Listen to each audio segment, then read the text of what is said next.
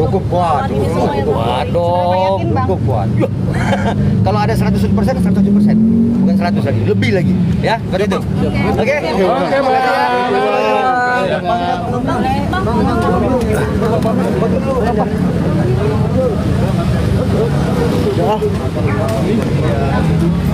Oke, Bang Fahmi. Bang, 5 menit, Bang.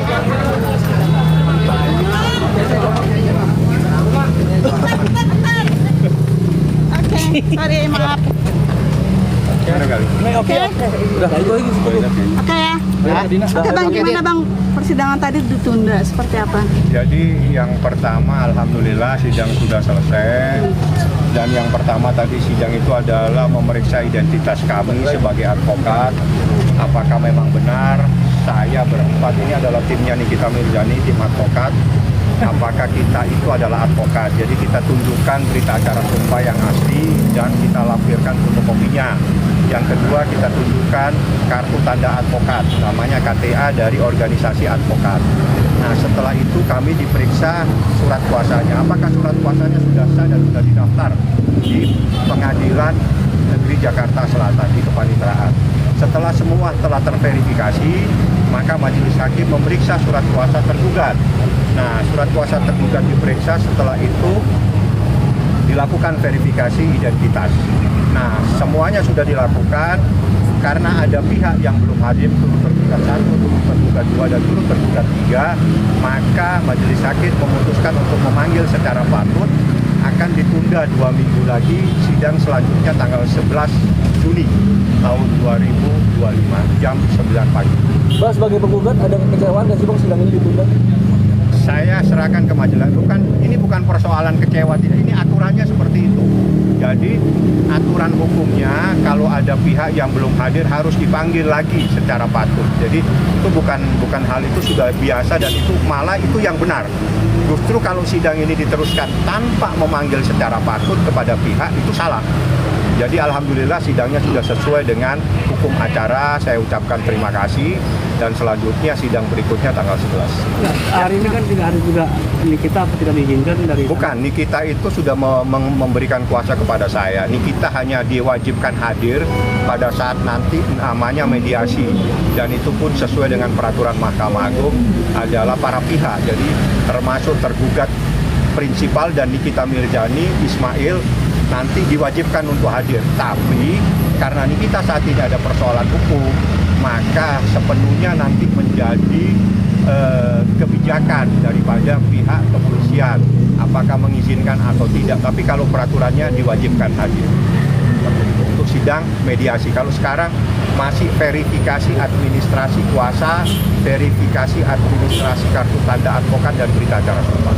Seperti itu. Bang kan Juni kabarnya udah deadline dari ini penanganan Nikita. Akan ada penambahan hukum dari Nikita, gimana tuh? Saya tidak tahu. Nanti saya orangnya selalu melihat bukti tertulis. Nanti kalau ada bukti tertulis saya bisa tangkap.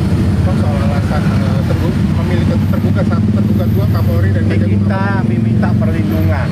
Jadi jangan salah paham, Nikita meminta perlindungan kepada Yang Mulia Bapak Kapolri, meminta perlindungan kepada Yang Mulia Bapak Jaksa Agung. Tolong saya dilindungi sesuai dengan hukum yang berlaku. Saya ini tidak kenal kepada yang bersangkutan. Tiba-tiba saya dilaporkan seakan-akan saya melakukan sesuatu yang melanggar hukum pidana. Jadi Nikita adalah meminta perlindungan kepada Yang Mulia Bapak Kapolri, meminta perlindungan kepada Yang Mulia Bapak Jaksa Agung. Saya yakin mereka punya hati nurani semua, pasti akan memberikan perlindungan kepada seorang ibu yang mempunyai 3 orang anak yang masih kecil. Bang, biar jelas dong Bang, berarti kalau meminta perlindungan harus menggugat juga gitu? Meminta perlindungan itu adalah supaya mereka tahu ada masalah, karena dia bukan kami gugat. Jadi jangan salah paham, mereka adalah turut tergugat. Turut tergugat itu adalah pasif. Ya, cuma dia harus tahu ini ada masalah. Bagaimana supaya dia tahu? Dia harus menjadi turut supaya dia tahu ini ada masalah hukum di sini. Jadi sekali lagi mereka bukan orang yang kami gugat. Dia adalah turut tergugat supaya dia tahu ada masalah dan kita minta perlindungan kepada Yang Mulia Bapak Kapolri, meminta perlindungan kepada Yang Mulia Bapak Jaksa Agung. Ini tergugat hanya 1 ya? Tergugat 1 dan tergugat 2. RJ, mohon maaf RJ sama AM. AM, suaminya ya. Makasih Bang. Oke, ada lagi? Cukup. Makasih ya. Terima kasih Bang Fahmi, thank you. Thank you. Terima kasih, Bang. Ngumpulin bukti-bukti yang masih belum P21 kan kita nggak tahu apa kesibukan dari pihak terlapor karena mengumpulkan bukti-bukti P21 sehingga yang kasus pilihan prestasi ini dilupakan bahwa hari ini ada kasus. Nah gue aja yang nggak ikut cuman sebagai mantan musuhnya Nikmir aja gue ingat tanggal 28 ini jam 10 pagi dan mereka mungkin lagi amnesia say. Tapi katanya saya tahu siapa tergugat, satu tergugat duanya Ya siapa? kan DRG sama AM kan. Kapolri sama kejaksaan. Nah itu kan disentil ke Kapolri, disentil kejaksaan sama satu PT kan. Sebenarnya nyentilnya gini loh, hai bapak, ini gue lagi ada di sini nih, sampai sekarang masih belum P21. Nah setahu gue, seingat gue ini adalah one prestasi, ini adalah perdata, tapi gue sini dipidana. Ya sama dengan kayak teriakan seorang, namanya kita di sini adalah Nikmir ada lagi di dalam, ini adalah teriakan seorang Nikmir menyentil sedikit Bapak Kapolri, menyentil sedikit kejaksaan. Itu sisain menurut gue, bukan ada perlawanan, tapi hanya menunjukkan gue lagi di sini kena pidana. Sebenarnya itu adalah perdata, itu adalah jeritan hati seorang Nikmir, gue rasa. Selesai.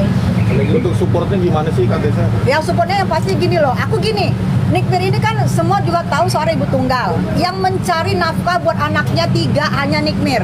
Anaknya 3 belum ada bisa mencari nafkah sendiri. Yang 2 masih kecil, yang 1 juga belum bisa mencari nafkah.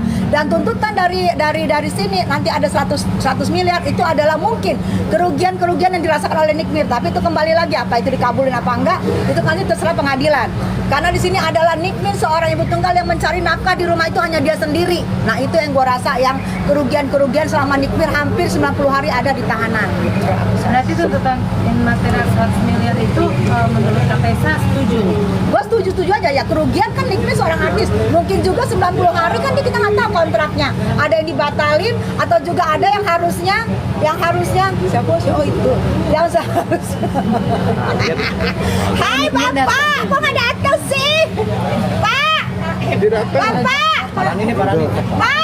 Pak, lanjut ya. Gue tanya dulu. Gue mau bertanya ke Bapak ini kenapa nggak datang ya? Itunya.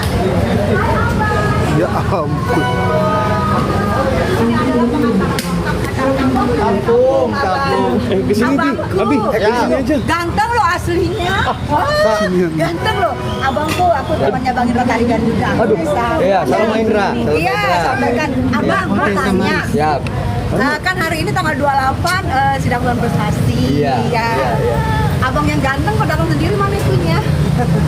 Apa Bapak? Kode-kode. Oke, ya. Bapak jangan kode. Saya jinak. Iya. Ditunggu sama itu. Saya juga ditunggu. Iya. Aku Ketua mau. umum. Itu ketua umum. Iya.